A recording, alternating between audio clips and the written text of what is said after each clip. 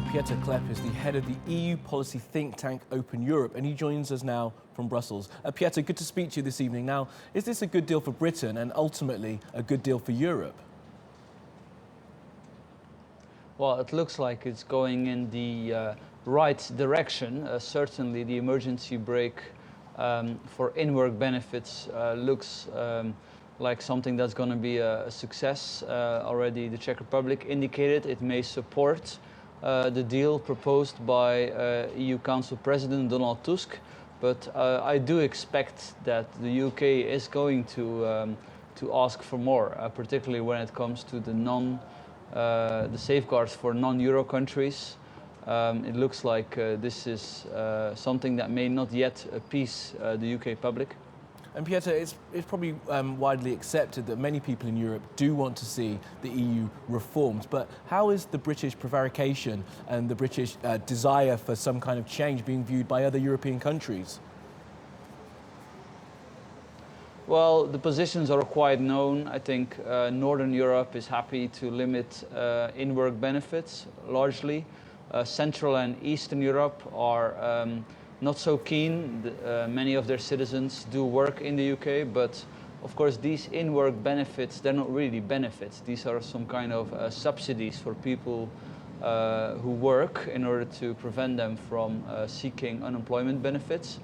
Now, you could argue that it sort of makes sense that the UK wants to restrict this to people who are on average more likely to have paid more taxes, which is UK citizens. So this is why it was legally not so easy to get to some kind of a deal around this. But it looks like some kind of a legal fudge has been decided now.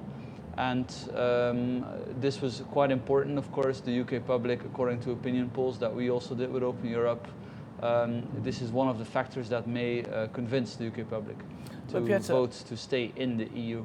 Pieter, aren't there more important things that the EU should be worrying about, really? You know, the migrant crisis, and rather than this British back and forth over their role within Europe. Surely European countries must be getting quite annoyed with the British position. Well, the EU is not in a good place, and this is, I think, largely due to the common currency, the euro, which I would consider a failure. Of course, it's not up to the UK, given that they're not a member of the Eurozone, to tackle this issue. But for example, what the UK is doing, which I would say is important, is to seek changes which would prevent the euro destroying the EU's single market and the four freedoms, as it's called, the free movement of capital, the sort of the framework that has enabled a lot of trade in Europe. So the UK is doing its share.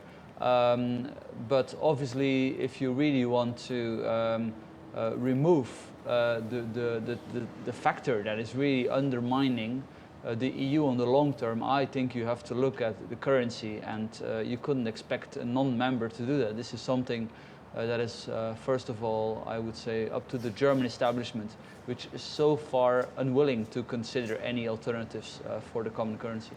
Well, Pieter Cleppe from Open Europe, we do have to leave it there, but thank you very much for joining us.